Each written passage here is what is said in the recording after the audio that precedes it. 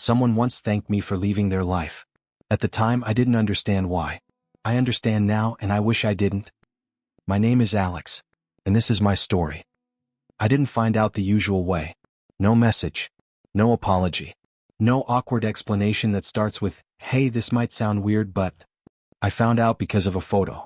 It appeared on my phone late at night, the way things that hurt the most often do, casually, without warning. Someone I hadn't spoken to in years posted it like it was nothing special. A group photo. Familiar faces. People I once called my people.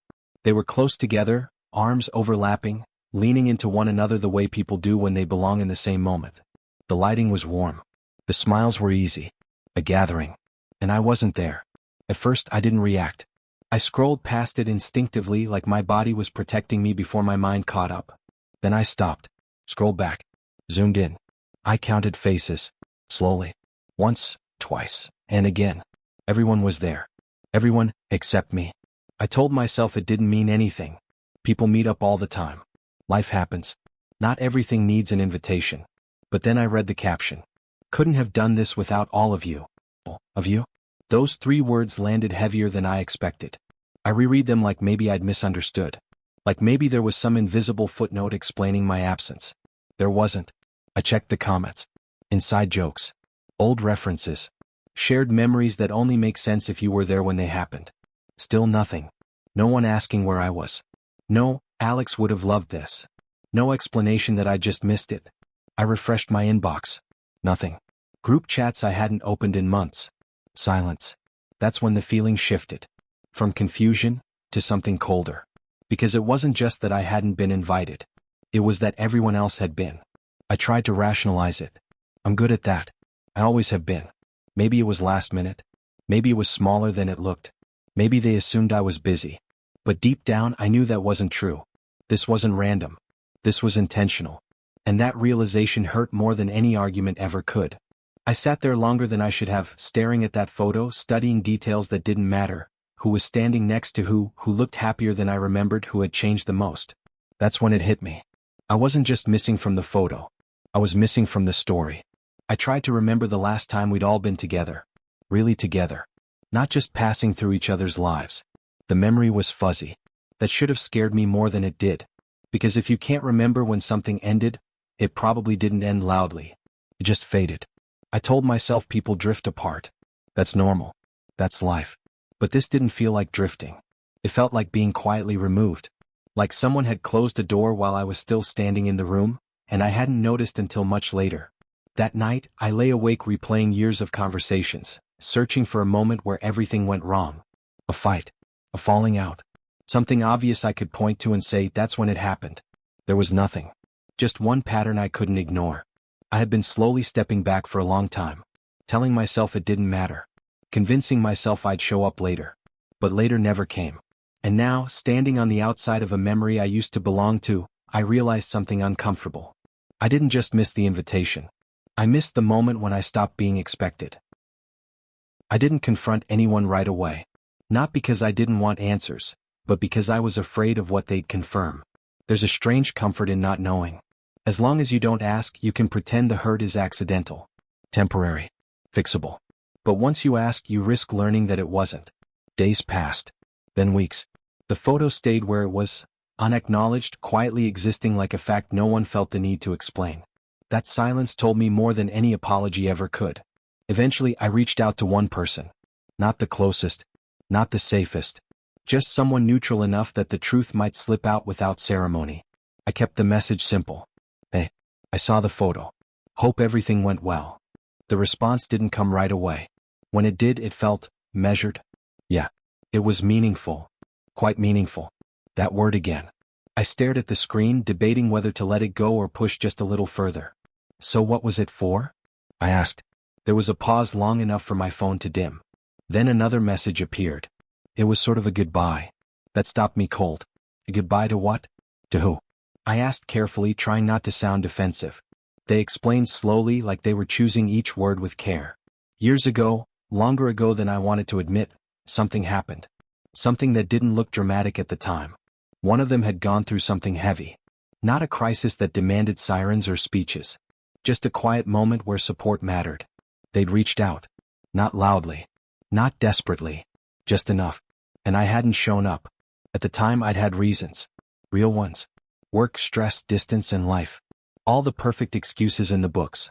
I remembered that day clearly now, the message I saw and told myself I'd reply to later. The call I declined the call because I was tired. The assumption that someone else would step in. Someone always does, until they don't. That moment became a reference point. Not because I meant harm, but because absence leaves room for interpretation. They didn't see my intentions. They only saw the empty space where I should have been. After that, things changed in small ways. Invitations became optional. Then infrequently. Then non-existent. I hadn't been pushed out. I'd quietly stepped back, and no one pulled me forward again. The gathering wasn't about celebrating something new. It was about closing something old. They weren't honoring a person. They were honoring a chapter. And that chapter had ended the day I didn't show up. That realization hit harder than any insult ever could. Because no one blamed me. They simply adjusted. I asked the question I'd been avoiding. So why not invite me anyway? The reply came slower this time. Because it wouldn't have felt right. That was it. Not cruel. Not vindictive. Just honest. They said they didn't want to reopen something that had already been accepted.